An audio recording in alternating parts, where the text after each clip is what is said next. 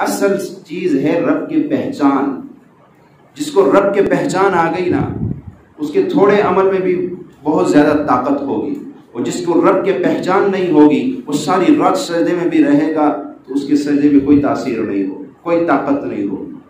اور جس کو رب کی پہچان، نبی کے سجدے کا مقابلہ سارے دنیا کے لوگ، صحابہ، یعنی جو نبی کے سجدے میں طاقت ہے، ساری امت کے سجدے ملا دیے جائے، اس نبی کے ایک سجدے کو نہیں پہنچ سکتے. کیوں؟ سجدہ تو وہ بھی ہے، سجدہ تو یہ بھی ہے. اسی میں بھی سبحان ربی الاعلیٰ، اسی میں بھی سبحان ربی الاعلیٰ، اسی گوشت کی بنی ہوئی وہی زبان، وہی یہ.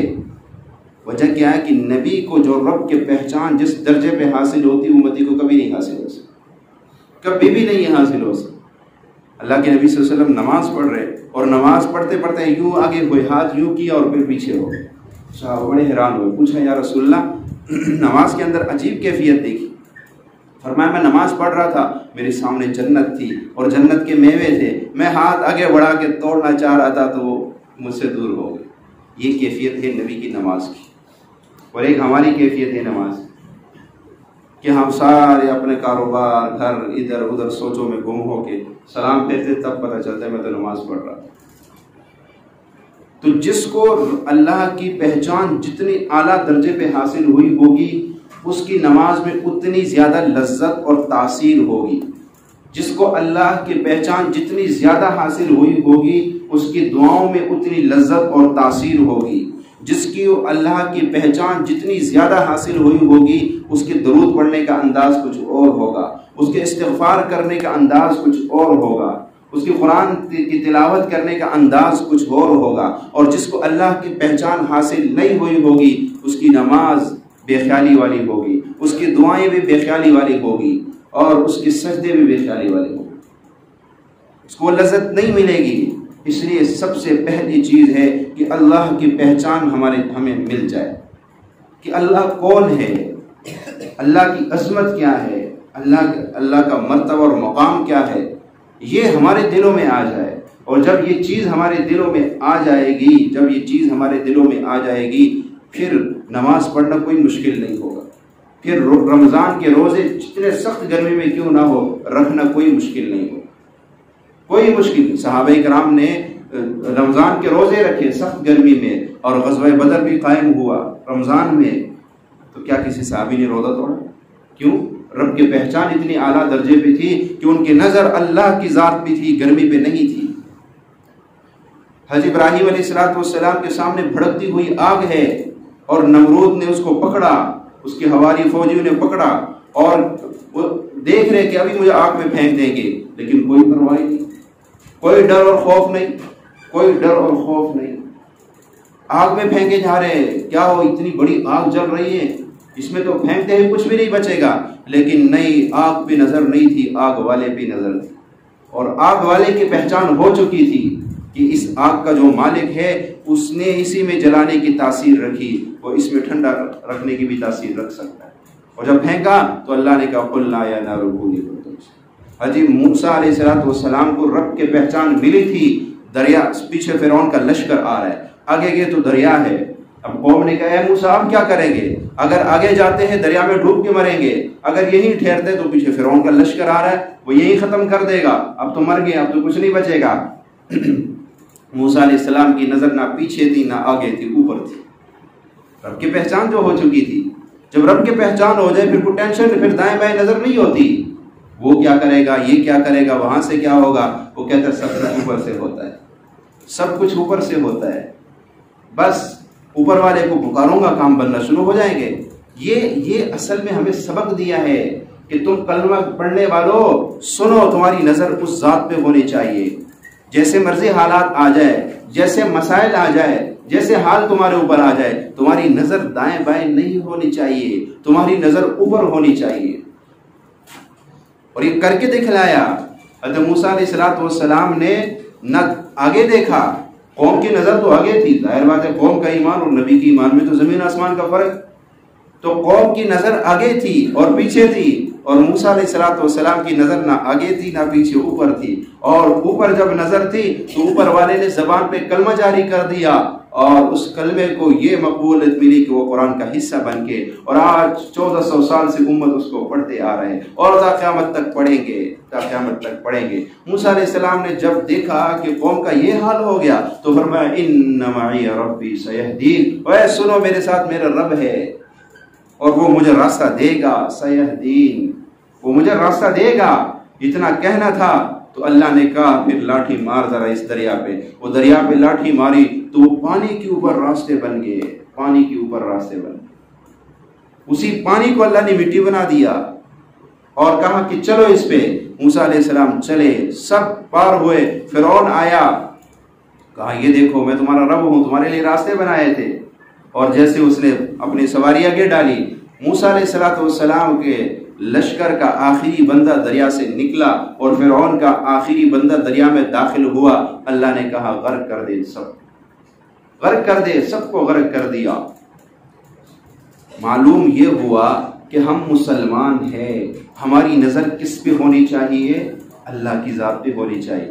ہمیں مسائل سے گھبرانا نہیں چاہیے، ہمیں پریشانیوں سے گھبرانا نہیں چاہیے۔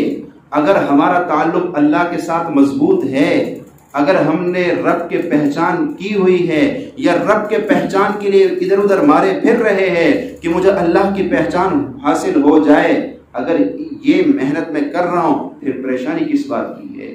میرے رب کے پاس وہ طاقت ہے کہ اس کے سامنے ساری دنیا کی طاقتیں ختم، کوئی اس کے سامنے، جو بھی اس کے مقابلے میں آیا۔ اللہ نمرود آیا تو نمرود نے کہا میرے پاس فوج ہے، اسلحہ ہے، سب کچھ ہے۔ اللہ نے کہا اچھا ذرا میں تجھے بتاتا ہوں، تو مجھے فوج سے ڈراتا ہے، تو مجھے اسلحے سے ڈراتا ہے، تو مجھے حکومت تخت سے ڈراتا ہے، دیکھ میں تیرا کیا انجام کرتا ہوں۔ اللہ نے مچھر جو سب سے حقیر جانور سمجھا جاتا ہے، سب سے حقیر، سب سے کمزور، انتہائی کمزور، پھر مچھروں کے اندر اس مچھر کو بھیجا جو مچھروں میں بھی کمزور سمجھا جاتا ہے، لنگڑے مچھر کو بھیجا، جا اس کا دماغ سیٹ کر گیا۔ یہ کیا کر رہا ہے؟ ثم خلقنا النطفة علقة فخلقنا العلقة مضغة فخلقنا المضغة عظاما فكسونا العظام لحما ثم انشأناه خلقا آخر۔ تم کیا تھے؟ ذرا اپنے حقیقت تو سوچو۔ ایک گندا قطرہ، اس سے تمہیں میں نے وجود بخشا ہے، اور آج تمہارے اندر میں نے سانس ڈالی، کوئی تمہیں اپنے جسم میں حرکت محسوس ہوئی تو تم میرے مقابلے میں آگے، تم نے مجھے پکارنا شروع کر دی۔ دیکھ اب میں تمہارے ساتھ کیا کرتا ہوں۔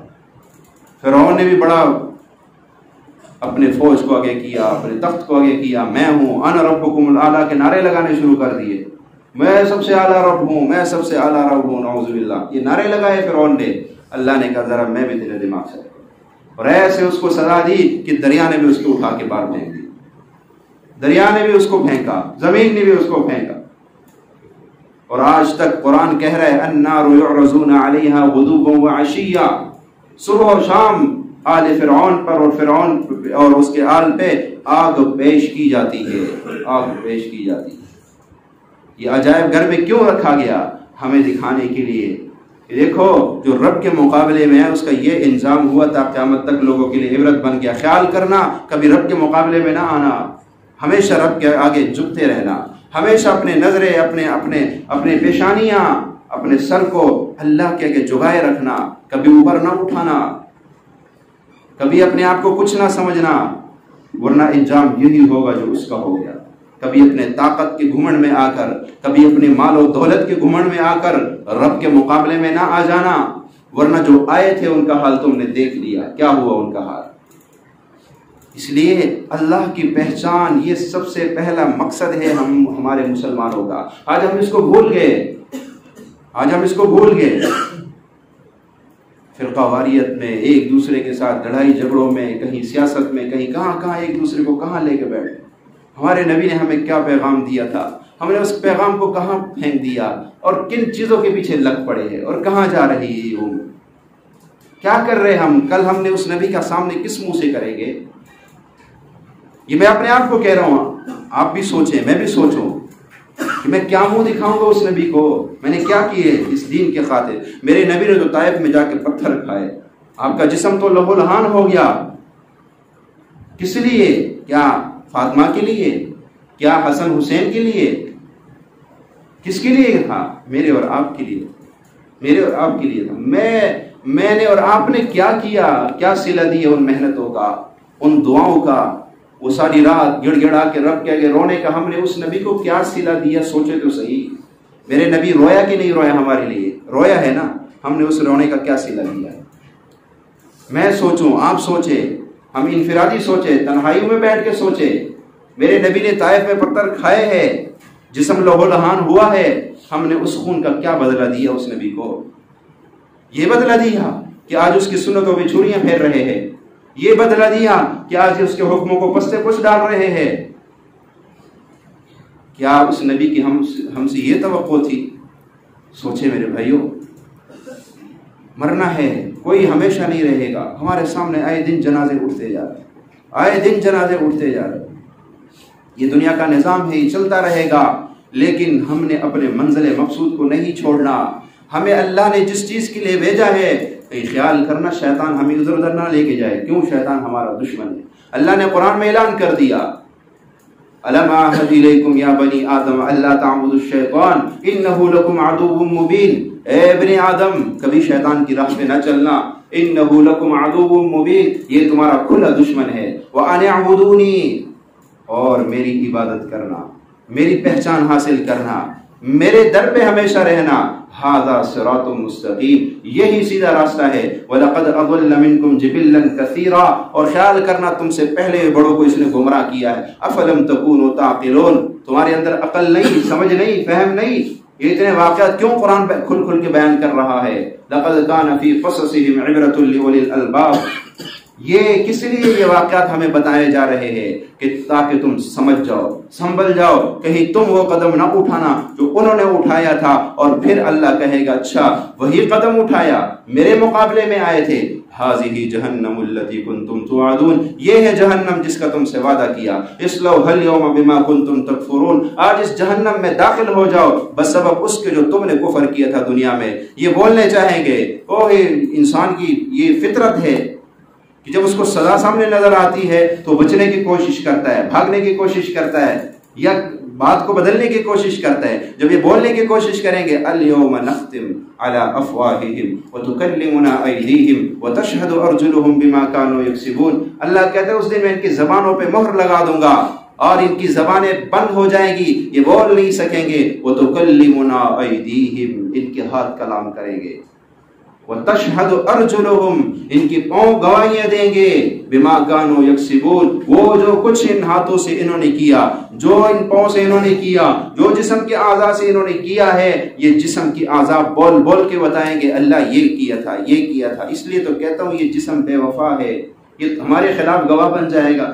اس کو ہم نے حلال اور حرام کی تمیز نہ کی، اور اس کو کھلایا پلایا، اچھا لباس پہنایا، گرمی ہے روزہ اس لیے نہیں رکھا کہ جسم کو تکلیف ہو جائے گی، کہ جسم کو پیاس لگے گی، جسم کمزور ہو جائے گا، جسم میں پانی کی کمی آ جائے گی، بھوک لگے گی، جسم کمزور ہو جائے گا، اسی جسم کے خاطر، اور یہی ہمارے خلاف گواہی دے گا۔ کاش کہ ہم پیاس کے ڈر سے ہم روزہ نہ چھوڑتے، روح کو کہتے میں نے تجھ سے وفا کرنی تھی، کیوں تو وفادار ہے، یہ جسم تو بے وفا ہے، یہ تو آنکھیں بند ہوتی ساتھ چھوڑ جائے گا۔ جب انسان کی روح نکل جاتی ہے، اس کی لاش چاہے دریا میں پھینک دو، چاہے آگ میں پھینک دو، وہ کبھی اٹھ کے تم سے نہیں لڑے گا کہ کیوں میری بے حرمتی کر، بے جان ہو گیا، بے وفا جسم جو ہے۔ اور روح کام آئے گی، روح کام آئے گی۔ آپ نے جتنے آپ تاریخ اٹھا کے دیکھے، بڑے بڑے اولیاء اکرام کے جسم کمزور تھے، روح طاقتور تھی، کیوں؟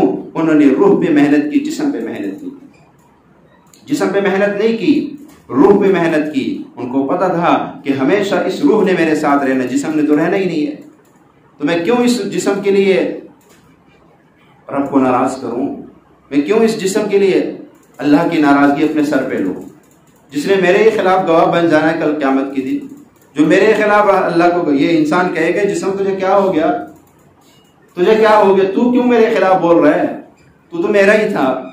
وہ کہے گا تجھے بڑا دھوکہ لگا ہوا تھا، جو تو مجھے اپنا سمجھ رہا تھا، جو تو مجھے اپنا سمجھ رہا تھا، تجھے بڑا دھوکہ لگا ہوا تھا، تو اپنے اوپر ہزاروں لگا دیتا تھا، اور روح کی خاطر صدقے کے نام پہ، فطرانے کے نام پہ، زکوٰۃ کے نام پہ 5 روپے دینے سے ڈرتا تھا کہ مال کم ہو جائے گا، اور جب بات جسم کی آتی تھی اور ڈاکٹر کہتا تھا تیرا جسم کمزور ہو رہا ہے، اس کو غذا، پھر تو کہتا تھا اچھی سے اچھی غذا کھلاؤ اس جسم کو تاکہ یہ طاقتور ہو جائے، اور جب شریعت کہتی تھی فطرانے کے نام پہ دے غریبوں کو، کہتے تھے ہاں اتنا دوں گا، یہ تو کم ہو جائے گا، اتنی زکوٰۃ آ رہی ہے، وہ اتنی زکوٰۃ دے دی تو مال کم ہو جائے گا۔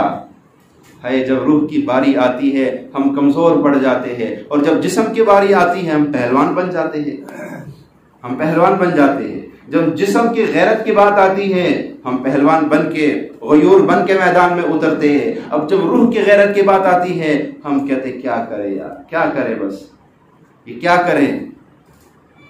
اس لیے اپنے روح کو طاقتور، جس کو رب کے پہچان ہو گئی، بس بات یہیں سے چل رہی تھی کہ اللہ کے پہچان، اللہ نے ہمیں بھیجا اسی لیے دنیا میں کہ میری پہچان حاصل کرو، میں کون ہوں، میں نے تمہیں دنیا میں بھیجا ہے، جا کے تحقیق کرو، پہچان کرو میری کہ میں کون ہوں، اور جب تمہیں میری پہچان ہو جائے گی پھر تمہاری سجدوں میں وہ لذت ڈالوں گا کہ تم حیران ہو جاؤ گے، تمہاری دعاؤں میں وہ لذت ڈالوں گا کہ تم حیران ہو جاؤ گے، تمہاری قرآن کی تلاوت میں وہ لذت ڈالوں گا۔ صحابی رات کو پہرا دے رہے ہیں میدان جہاد میں جو ہے، اور 2 صحابہ کا پھیرا ہے، ایک نے کہا میں آرام کروں گا، ایک نے کہا میں آدھی رات تک جو ہے ڈیوٹی کروں گا۔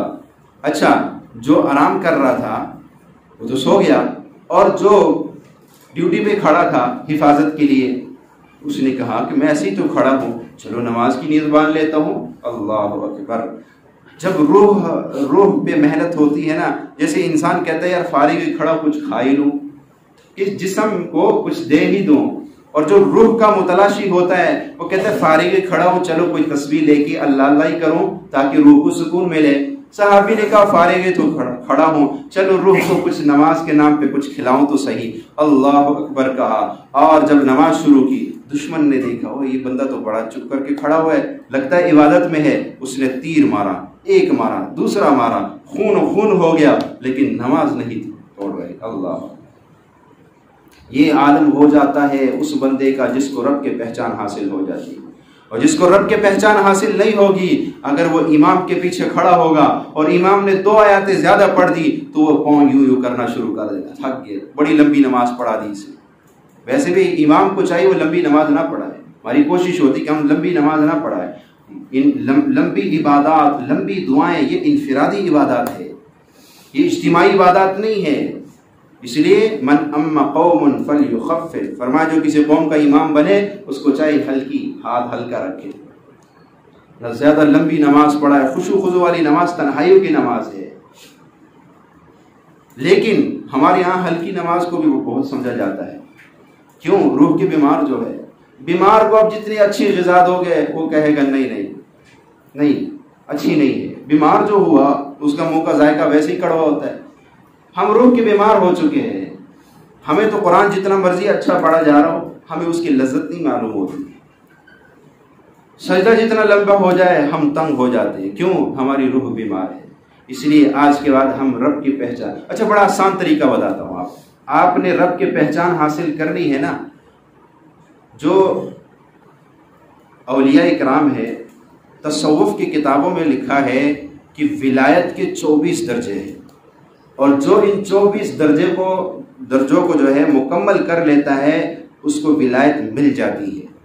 اور آپ کو میں 17ویں درجے میں داخلہ دیتا ہوں، آپ اس میں داخلہ لے کے شروع کر دیا، 17 درجے، لیکن آپ یہ جو طریقہ میں آپ کو بتاؤں گا یہ اس کا ولایت میں 17واں درجہ ہے، اور باقی کتنے رہ جائیں گے؟ 18، 19، 20، 21، 22، 23، 24، 7 درجے ہمارے پاس رہ جائیں گے، اور جب اس کو ہمیں کر لی انشاءاللہ وہ آگے بھی ہم پار کر جائیں گے۔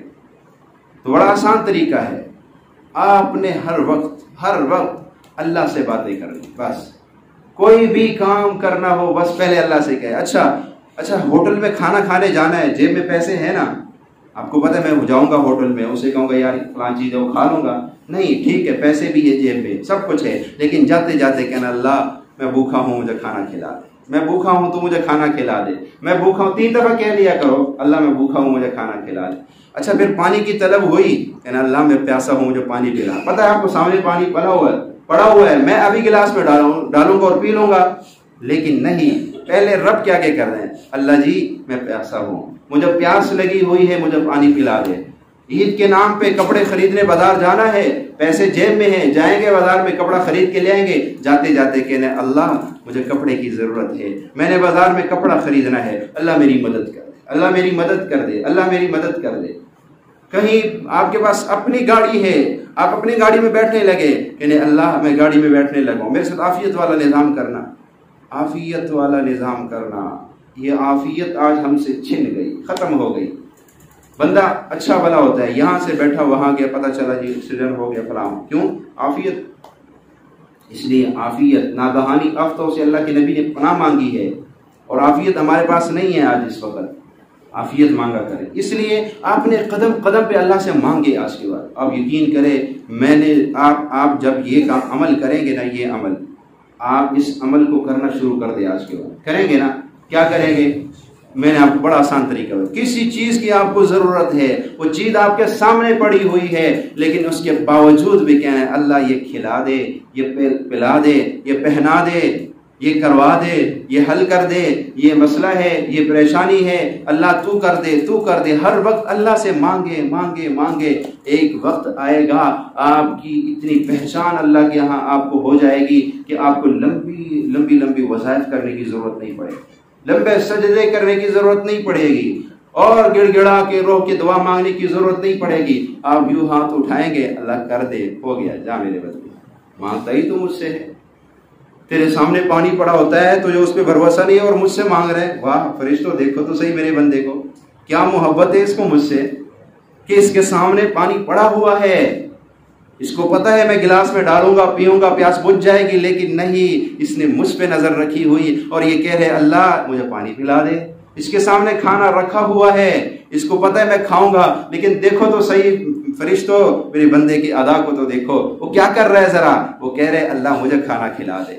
اس کے جیب میں پیسے ہے، اس کو پتا ہے میں ہوٹل میں جاؤں گا اور اس سے کہوں گا کھانا لے، آ جائے گا، لیکن دیکھو تو صحیح جاتے جاتے یہ کیا کہہ رہے ہیں کہ اللہ مجھے کھلا دے، اللہ مجھے کھلا دے، تو ہی کھلائے گا۔ یہ بندہ تو قدم قدم پہ مجھ سے مانگ رہا ہے۔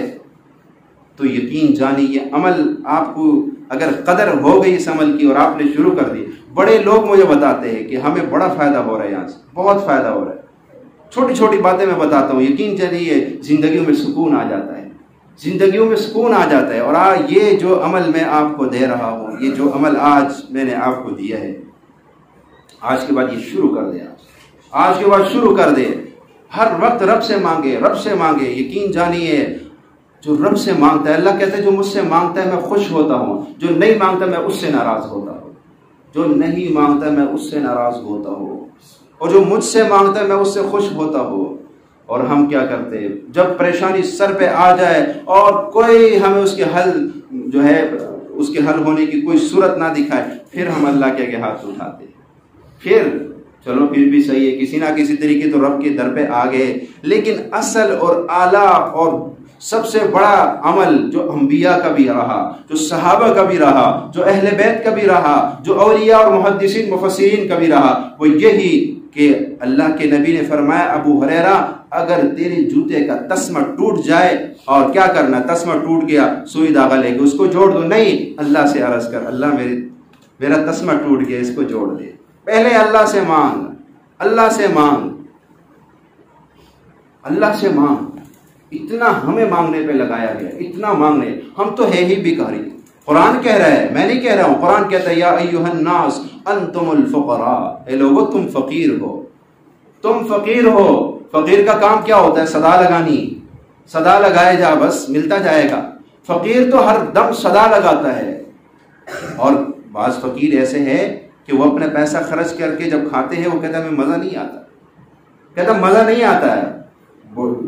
ہر بندہ تو فقیر نہیں ہوتا ہے، ہر مانگنے والا تو غریب نہیں ہوتا ہے، کچھ کاروباری ہوتے ہیں، لیکن ان کو ایسی چسپ پڑ گئی کہ وہ کیا کرتے ہیں کہ ان کے پاس لاکھوں روپے رکھا ہوگا، لیکن اس کے باوجود بھی کئی فقیروں نے یہ بتایا کہ ہم جب مانگ کے کھاتے ہیں نا اس کی لذت کچھ اور ہوتی ہے۔ فقیر کو تو فقیروں سے مانگ کے کھانے میں لذت آ جائے، اور ہم بادشاہ اپنے رب سے، وہ رب جو سب کا داتا ہے، جو سب کو دینے والا ہے، جو وہاب ہے، سب سے زیادہ عطا کرنے والا ہے، اور جو کہہ رہے آ جاؤ میرے بندو مجھ سے مانگو گے تو میں عزت سے نوازوں گا تمہیں، عظمتوں سے نوازوں گا تمہیں، کسی چیز کی کمی نہیں آنے دوں گا، ہم اس سے مانگتے ہوئے شرم محسوس کریں؟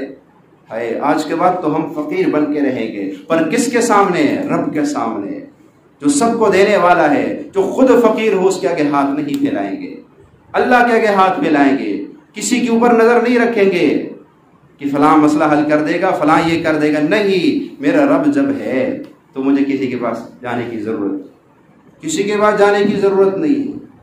فیصل آباد کے اندر ایک مدرسہ ہے، ابھی بھی مجھے ایک دوست نے بتایا، ابھی بھی وہ دوست ہمارے مرشد خانے میں ہوتے، خود اہل حدیث ہے، اس نے بتایا کہ وہ مدرسہ ابھی بھی موجود ہے، اور اس مدرسے کے گیٹ پہ ابھی بھی نشان لگا ہوا ہے کسی گاڑی کے لگنے کا۔ اس مدرسے کے جو بڑے عالم تھے، صوفی صاحب ان کا نام تھا، صوفی صاحب ان کو کہتے تھے، خود اہل حدیث تھے، لیکن اللہ سے اتنا مانگتے تھے، کبھی کسی سے انہوں مدرسے کے لیے چندہ نہیں مانگا، یہاں تک کہ ایک دفعہ مدرسے میں اتنی قلت آ گئی کہ اساتذہ نے کہا جی تنخواہیں بند ہو گئی، کھانے کے لیے کچھ نہیں ہے، کیا کرے اب؟ اچھا، وہ فرمایا کہ جب بھی ان کو نا مدرسے کے لیے کسی چیز کی ضرورت ہوتی وہ کھیتوں میں نکل جاتے تھے اور وہاں جا کے بس مانگ کے آتے تھے تو کام ہو جاتا تھا۔ کہا جب ان کو کسی نے بتایا کہ یہ حال ہو گیا مدرسے میں تو عجیب، ہر بندے کا اپنا انداز ہوتا ہے، اللہ کے ساتھ محبت کر، فرمایا وہ دیوار پہ چڑھ کے نا، دیوار کے اوپر مدرسے کی چھت کی دیوار پہ چڑھ کے کہنے لگے اللہ فلاں چیز کی ضرورت ہے دے دے ورنہ میں تیرے پاس آنے لگا ہوں، یعنی یہاں سے چھلانگ لگاؤں گا نیچے گلی میں، ظاہر بات ہے میں تیرے پاس آنے لگا ہوں، لہٰذا جلدی کر دے اللہ دے دے۔ اپنا انداز ہوتا ہے کیا؟ تو کہا کہ ابھی وہ یہ کہنے والا تھا کہ اتنی سپیڈ گاڑی آئی کہ وہ اس کا بریک لگتے وہ جا کے دروازے پہ لگ گئی، اور کہا صوفی صاحب نیچے اترے، یہ آگے سارا راشن لو، یہ نقد لو، یہ لو اور سنبھالو اپنا نظام، یہ سنبھالو اپنا نظام۔ جس کا اللہ کے ساتھ تعلق بن جاتا ہے نا، بس اس کے لیے پھر رب سے فیصلے کروانا کوئی مشکل نہیں ہوتا۔ آج ہم نے تعلق بنایا ہی نہیں ہے، ہم نے اس کی پہچان حاصل نہیں کی، ہماری پہچان تو بس ہم کہتے ہیں پیسہ ہے تو سب کچھ ہے، نہیں، پیسہ ہے تو سب کچھ نہیں ہے، رب ہے تو سب کچھ ہے۔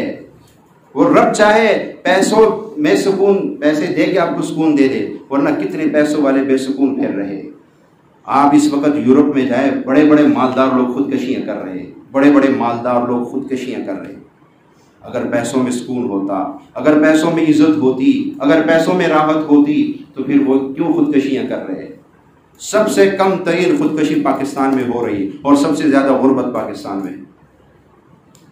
الا بذکر اللہ تطمئن القلوب، خبردار میرے بندو، دلوں کا اطمینان اللہ نے اپنی یاد میں رکھا۔ تو اللہ نے دلوں کا اطمینان کس میں رکھا ہے؟ اپنی یاد میں رکھا ہے، اور اس یاد کو ہم نے چھوڑ دیا، اس یاد کو ہم نے چھوڑ دیا، اور ہم اس چیزوں کے پیچھے لگ پڑے ہیں جس میں سکون کا نام و نشان نہیں، جس میں اللہ نے وعدہ ہی نہیں کیا سکون کا۔ تو آج کے بعد ہم نے یہ کہنا ہے، قدم قدم پہ یہ کہنا ہے کہ اللہ یہ مسئلہ حل کر دے، اللہ یہ پریشانی دور کر دے، اللہ یہ بیماری دور کر دے، بس ہر وقت مانگتے رہے۔ یقین جانی اس کی اتنی تاثیر ہے کہ آپ کرو گے تو آپ کو خود معلوم ہو جائے، آپ کو خود معلوم ہو جائے گا، اور بڑے آسان کام ہوتے ہیں۔ آپ کسی بھی کام کے لیے جا رہے ہیں نا، آپ دل میں اللہ سے مانگنا شروع کر دیں، اللہ فلاں کام کے لیے جا رہا ہوں، بس آسان کر دے، بس آسان کر دے، بس آسان کر دے۔ آپ یقین جانے وہ کام ایسے منٹوں میں ہوگا کہ آپ خود حیران ہو جائیں گے کہ یہ ہوا کیا ہے۔ جب اللہ کی مدد آتی ہے، جب اللہ ایسی مخلوق کو ساتھ لگاتے ہیں جو ہمیں نظر نہیں آتی، اور وہ ہمارے ساتھ مدد کر کے ہمارے کام کو نمٹا کے ہو گئے، وہ ہمارے ساتھ مدد۔ غزوہ بدر کے اندر فرشتے کب اترے تھے؟ جب عرش والوں کو پکارا گیا، جب اللہ کے نبی نے ساری رات گڑ گڑا کے مانگا، اسی دعا کے عمل نے تو فرشتوں کو اتار دیا تھا۔ یہی دعا تو ہے کہ جب بھی نبی نے ہاتھ اٹھائے تو اللہ کی مدد آئی، اور جس نے بھی اللہ کو پکارا بس اللہ کی مدد آئی۔ جس نے بھی ربی انی مغلوب فانتصر ففتحنا ابواب السماء بماء منہمر، جب انہوں نے کہا اے ہمارے رب انی مغلوب، ہم عاجز ہو گئے، ہم بے بس ہو گئے، ہم کچھ نہیں کر سکتے، فانتصر تو ہماری مدد فرما، ففتحنا ابواب السماء، پھر ہم نے آسمانوں کے دروازے کھول دیے ان کے لیے۔ جب انہوں نے اپنے بے بسی کا اور اپنے عاجزی کا اعلان کر دیا کہ اللہ میں بے بس ہوں۔ اچھا میرے مرشد فرماتے اللہ سے کہا کرے اللہ میں بے بس ہوں تو بے بس نہیں، میں بے بس ہوں تو بے بس نہیں، میں عاجز ہوں تو عاجز نہیں، میں کمزور ہوں تو کمزور نہیں، اللہ میری مدد فرما دے، اللہ میرے کاروبار کو تو چلا دے، اللہ میں نے تو اتنا کر دیا، دکان بنا لی اور میں بیٹھ گیا ہوں، اللہ اس کو ترقی تو دے دے، اللہ اس میں برکت تو ہی ڈال دے۔ اللہ سے مانگے، تنخواہ ملے، تنخواہ لاتے اللہ یہ تو نے مجھے دی، اب اس میں برکت ڈال دے، کیا پتہ یہ تنخواہ گھر میں جاتے ہی بیماریوں میں لگ جائے، ادھر کسی چور کے ہاتھ میں آ جائے، کیا پتہ ہے، نہیں میرے مولا یہ میرے بچوں کا رزق ہے، اللہ تو اس میں برکت ڈال دے، اس میں برکت ڈال دے، اس میں میری ساری ضروریات تو پوری کر دے، مجھے کسی کے آگے ہاتھ پھیلانے والا نہ بنا۔ یہ چھوٹی چھوٹی چیزیں ہیں، ان میں اللہ سے مانگا کرے، ہر وقت مانگے، اللہ سے ہر وقت مانگے، اور جتنی بھی آپ کی ضرورتیں پوری ہو، آپ کے پاس ہر چیز ہے دنیا کے اعتبار سے، سارے اسباب آپ کے پاس موجود ہے، کبھی بھی اسباب پہ نظر نہیں رکھنا، ہمیشہ نظر مسبب الاسباب پہ ہونی چاہیے، اور جس بندے کی نظر ہمیشہ مسبب الاسباب پر ہوگی وہ کبھی ناکام نہیں ہوگا، وہ کبھی پریشان نہیں ہوگا، وہ کبھی ناکام اور پریشان نہیں ہوگا جس کی نظر مسبب الاسباب پر ہوگی۔ ٹھیک ہے اسباب کی دنیا ہے، ہم نے اسباب کو اختیار کرنا ہے، اسباب کو اختیار کرنا بھی سنت ہے، یہ نہیں ہے کہ اسباب کو چھوڑ دو، یہ اسباب کی دنیا ہے، یہاں اسباب کو اختیار کر کے پھر مسبب الاسباب پہ نظر رکھنا ہے۔ اللہ کھانا میرے سامنے آ گیا، پیسے میرے جیب میں ہے، یہ تو اسباب تھے، اب مسبب الاسباب تو ہے، اب کر کے دکھا دے میرے مولا، اب کر کے دکھا دے۔ اس لیے ہمیشہ ہم نے اسباب کو ساتھ لے کے چلنا ہے۔ جیسے میں نے بتایا کہ ایک آدمی کی دکان تھی، اس میں اردو بازار میں کتابوں کی دکان تھی، اب وہ کہنے لگے کہ بارش ہو رہی تھی لاہور میں، بڑی سخت بارش، اور گلیوں میں پانی کھڑا ہوا ہے، کہا میں سوچنے لگا کہ میں دکان پہ جاؤں تو کوئی گاہک تو نہیں آئے گا، پھر دل میں آیا کہ نہیں میرا کام جا کے دکان کھولنا ہے، گاہک بیچنا اس کا کام ہے، رزق روزی اس نے وعدہ کیا ہے، میرا تو یہ کام ہے، میں چلتا ہوں۔ کہا میں نے وہ جو ہے چھتری لی اور جو ہے کپڑے اوپر اٹھائے اور چلنا شروع کر دیا بارش میں، چلتے چلتے میں دکان پہ پہنچا، میں نے دکان کھولی اور دکان کھول کے بیٹھ گیا اور سوچتا رہا کہ کوئی گاہک تو آئے گا نہیں، چلو قرآن مجید اٹھایا، تھوڑی سی تلاوت کر لو، کہا قرآن اٹھا کے تلاوت شروع کی، تلاوت کرتا رہا، تھوڑی ہی دیر ہوئی، چند نوجوان موٹر سائیکلوں پر جو ہے وہ آئے اور بارش میں بھیگتے ہوئے آئے اور آ کے میرے دکان کے سامنے انہوں نے موٹر سائیکل روکی اور اندر آ کے کہا جی فلاں فلاں کتابیں چاہیے۔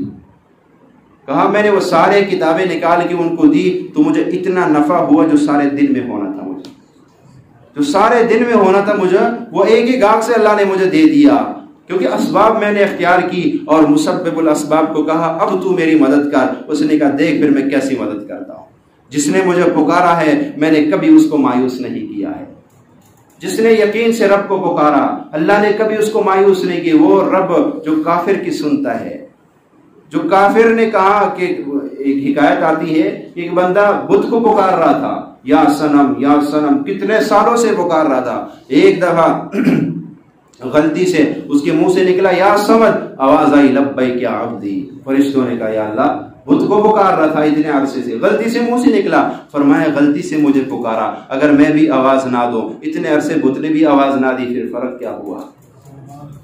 اور جب کافر کی آواز میں لبیک کہے، وہ محمد مصطفیٰ کے غلام کی آواز میں لبیک نہیں کہے گا، وہ محمد رسول اللہ کے ماننے والے پہ آواز میں لبیک نہیں کہے گا، کہے گا لیکن کوئی مانگنے والا تو ہو، کوئی تڑپ دکھانے والا تو ہو۔ اس کے بعد آج کے بعد ہم نے اپنی تڑپ رب کو دکھانی ہے، آج کے بعد ہم نے ہر وقت رب سے مانگنا ہے، آج کے بعد ہم یہاں سے اٹھ کے اس نیت سے جائے کہ میں افسر نہیں ہوں، میں چودھری نہیں ہوں، میں ملک نہیں ہوں، میں فقیر ہوں۔ کس کا؟ کس کے در کا؟